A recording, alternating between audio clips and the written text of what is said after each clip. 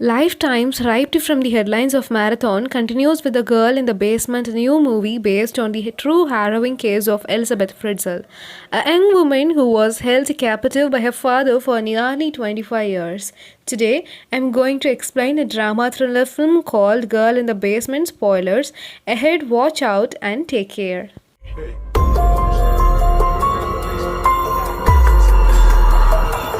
This is what happens to ungrateful little girls. This movie starts in the middle of a night. Sarah, heroine of the movie, and her father Don rush Mary to the hospital. Mary sits at the back of the car as she struggles to breathe while Sarah holds her. All of a sudden, Mary stops breathing and Sarah immediately demands her father to drive faster.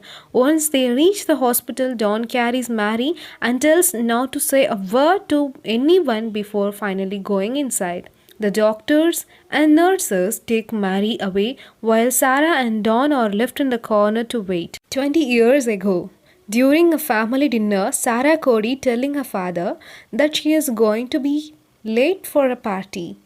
This takes Don aback since he don't know that Sarah had plans to go to a party. So he asked his wife Irene about this. Irene, her mother, says she was going to tell him but didn't get around to it.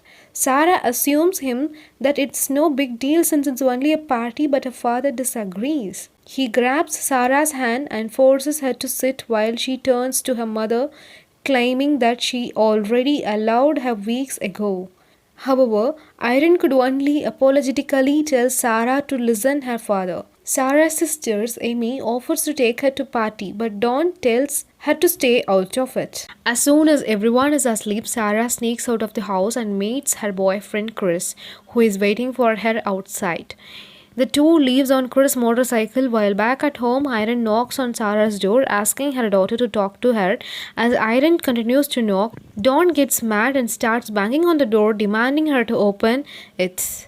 Irene tries to reason that Sarah probably just wants some time alone, but he ignores her and unlocks the door anyway. Inside, they find Sarah's bed empty and the window open. Disappointed, Dawn says Sarah isn't in a problem before leaving the room. In the outside, Sarah enjoying the party with her boyfriend. Meanwhile, Dawn is fuming at home, looking out the window and then to check if Sarah is back.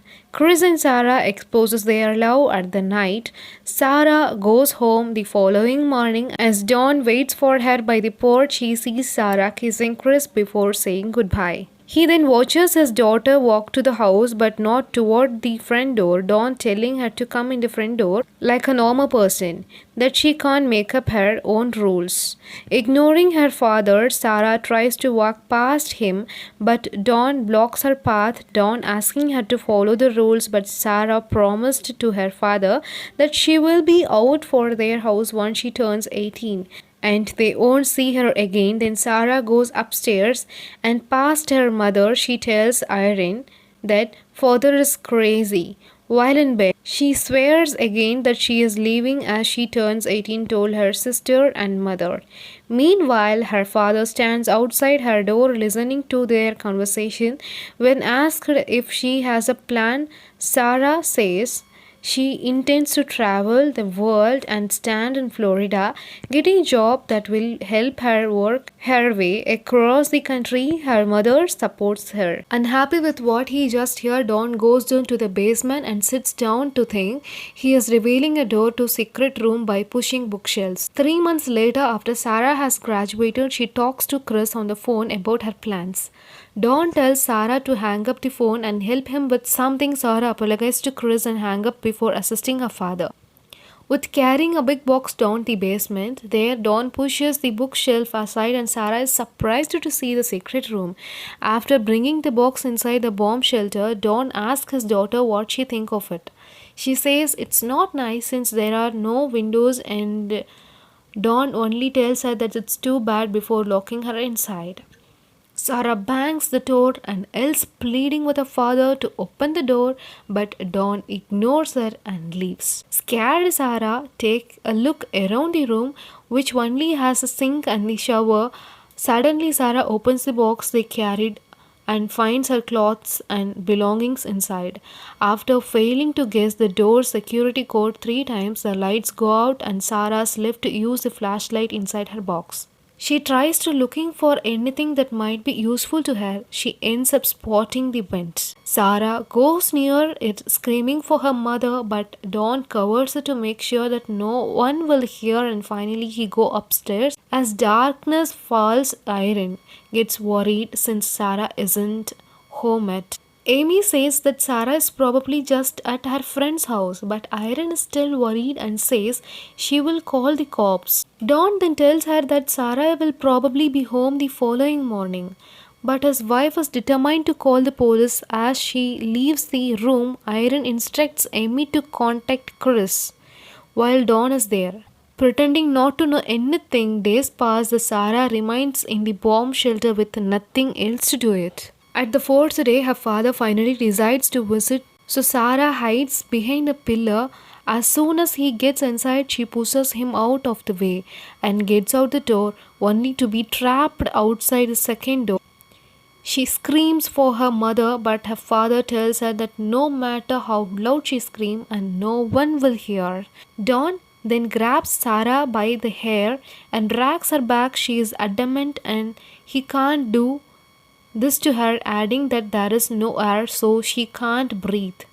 Dawn explains that as long as there is power and there is air, 3 failed attempts on the keypad will shut the power off, including the ventilation system, when he reveals that he changes the code every day. Sarah steps away from him, asking why he is doing this to her. Dawn only tells her that this is consequence of her being disrespectful. Everything she gets, she will. He asks her if she understands him, and Sarah doesn't answer. He slaps her and pins her to the door before forcing himself on her. Outside the door, Dawn watches his daughter slowly get up from the floor, only to throw up. With that, he takes his leave. Irene talks to a cop and tells him that it's unlike her daughter to run off.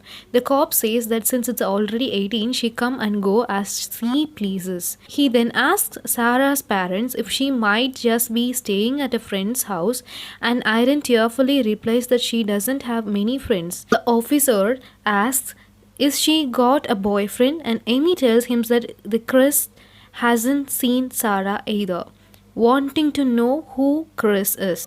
The officer asks for his number and Amy leaves the room to get it. After a few more questions, Dawn tells the officer that Sarah's bag and some of their clothes are missing. He also asks Irene if she mentioned Sarah's plan to the officer. So Irene tells the officer about her daughter's plan to travel starting from Florida. Sobbing, Irene insists that Sarah wouldn't leave without saying goodbye to her, and that she hasn't even had her birthday yet. The officer then informs them that they have already filed a missing persons report, but since they have no leads, that is all he can do at that point. In the bomb shelter, Sarah gets more frustrated. His days pass. Demoralized Sarah could only think of her boyfriend and their plans to go to Florida. One day, while Dawn is mowing the lawn, Sarah's boyfriend Chris shows up their house looking for Sarah, saying the cops called him and that he has something for her.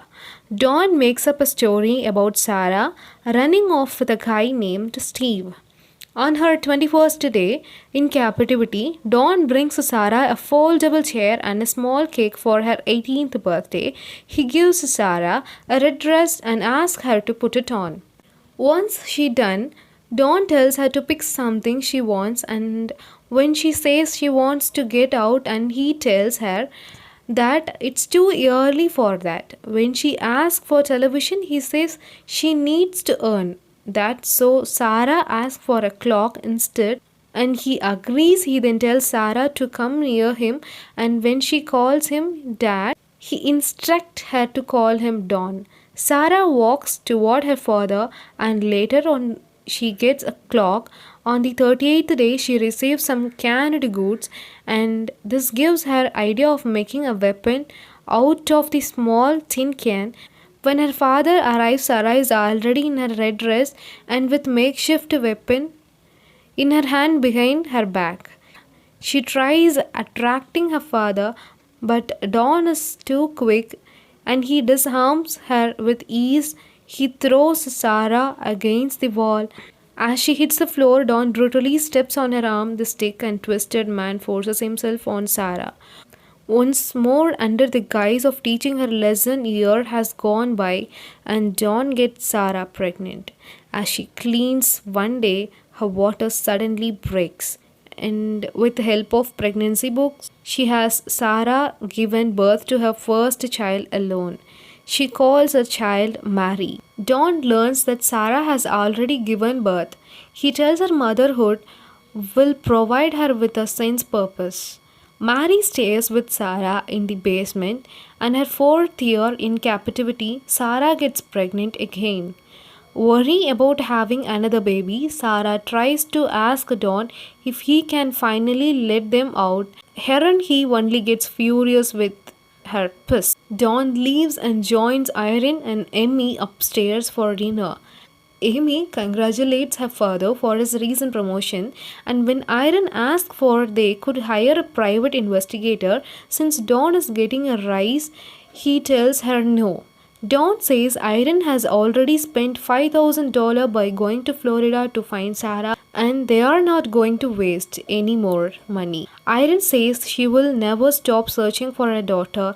This upsets Dawn, saying they have another daughter as he points to Amy. That night, Dawn brings Sarah and Maria television as a Christmas present. In the seventh year in captivity, when Sarah has already given birth to their second child, Sarah insists that Mary needs a doctor, but Dawn ignores her and leaves. One day, Chris meets Sarah's sister Amy to ask any news about Sarah. Chris told that Sarah's father mentioned a name Steve. It confuses Amy. Amy and Chris understand that it's just made up story by Dawn. After learning about Dawn's lie, Irene confronts her husband, asking him why he lied to Chris. He arrogantly tells her that it doesn't make any difference if he lies to some lowlife like him who is been sneaking around with Sarah. Unable to control herself, Amy asks if he did something to Sarah, but Dawn says that he is ever done to provide for them. Irene is fed up at this point and she tells her husband that she will hire a private investigator, that she doesn't care what he will say. Irene storms off, and when Dawn follows her, Amy notices the key he left on the sofa. She takes them and goes down to the basement, where just in the mom shelter behind the bookshelf. Her sister is going into labor. As Amy searches for the basement, Dawn shows up and asks for his keys back, before angrily sending her away. For the third time, Sarah gives birth and child's name she says that is calling him Thomas. Sarah gives Dawn a message, and as she does, she suggests that he could take Thomas upstairs since there isn't enough room for the three of them down. She tries sweet talking her father, convincing him that if Thomas stays with him up, there she will have more time to take care of Dawn. Realizing that Sarah is okay, Dawn leaves Thomas on their porch with a note from Sarah saying that she hopes she will take care of her son Thomas. As Irene lifted the baby, she doesn't notice that there is a smaller note in the basket. She calls Dawn, who pretends to be clueless, and tells him that baby is serious. As Irene takes Thomas inside, Dawn finds the note and reads it. He goes to the basement and tells Sarah that he has found her message that's supposed to inform her mother that she is being held captive in the basement. Dawn throws the small piece of paper on her face and orders her to wear a red dress, saying she still hasn't learned anything after 14 years in the basement. Sarah is pregnant once more. One day, Mary decides to wear makeup, and when Sarah sees the way Dawn is looking at her daughter, she tells him that stay away from her, just to get back at her. Dawn turns off the power and he lives with no ventilation system. Mary struggles to breathe, so they have to stay near Vince. Feeling sad, Mary tells Sarah that she doesn't have any friends and she is worried that she might not meet anyone, not even a nice boy. Sarah assumes Mary that she will and that she is working on it. Of the blue, Mary asks Sarah how she met her dad. Sarah then confesses to Mary that she has known Mary's father almost her whole life, and Mary tells her to get a divorce once they get out of the basement. In her 17th year in captivity, Sarah gets pregnant once again. In their house, Irene tells Thomas how much she misses Sarah. Thomas wants to know what Sarah is like, and Irene tells him that his mother is magnificent. In her bomb shelter, Sarah takes advantage of her leaking water caused by the rain and tries to dig through the ceiling using a spoon. She is able to dig a hole deep enough to reach a sewer. She then flashes a light through it, and man passing by sees it. Unfortunately, the man informs Don about the light, telling him that somebody is sending a signal to someone. Angry Don goes to the basement and beats Sarah with Mary and her youngest son Michael watching. When Dawn leaves, Sarah bleeds and goes into labor sadly. The baby dies, leaving Dawn to take the body and bury. On the 18th year, Mary and Michael get impatient and tell Dawn that they to get out. Dawn, however, says that it depends on their mother if she learns to behave herself. Once Dawn is gone, Mary and Michael take their frustration on their mother, blaming her for why they are still trapped there. Sarah tries to reason that she is trying to protect them, but the two continue screaming, still demanding to go outside. By then, Sarah loses it and she starts breaking their things while her children watch. The woman breaks down and lies on the floor, left with nothing but memories of better days with Chris and the life robbed from her by her own father. The kids feel guilty, so Michael and Mary clean up her mess and apologize to her, mumbling to herself. Sarah mentions Amy. And when the kids ask who Amy is, she admits that she hasn't been completely honest with them. She starts telling them her story, saying she used to live upstairs with her sister Amy. Sarah says she has mom and a dad, but she didn't get along with her father. She continues her story explaining how Dawn tricked her into getting in the basement before locking. As Mary and Michael understand who Dawn really is, Mary starts to have an asthma attack while Mary is having an episode. Michael asks Sarah what's wrong with him, and she firmly asserts that nothing is wrong with him. That has always been Dawn who is at fault. Year 19 comes and Dawn comes to the basement with little supplies for Sarah and her kids. Sarah protests how they are already rationing their supplies, but Dawn only insults her, making Michael angry. He yells at Dawn, demanding home not to talk to his mother that way. But Dawn taunts his son and mocks him about how they are nothing he can't do without thinking. He attacks Dawn, but the boy barely even hurt him. When Sarah is finally able to control him, Dawn turns off the power and leaves. Life goes on. For the courtess, Dawn gets fired from the work. He and Irony are beginning to argue frequently about money. Sarah tries her best to make her children happy in the cramped basement. That's all they have ever known while trying to find a way for them to get help. One night, Dawn attaches a tube from car's exhaust to the vent leading to the basement. He closes the garage door and starts his car, making all the smoke to go directly to the basement. As Dawn sits in his car, Thomas shows up and he is forced to turn the engine off. He then goes to the basement and checks Sarah and her kids are okay. And he is relieved to see that they are during their 20th year of captivity. Sarah's daughter gets a severe asthma attack and can barely even breathe. When Dawn finally arrives, Sarah begs him to take them to the hospital. Don refuses at first, but Sarah is finally able to persuade him. They leave Michael in the basement, and in the hospital, doctor tells Sarah and Don that Mary is in critical condition.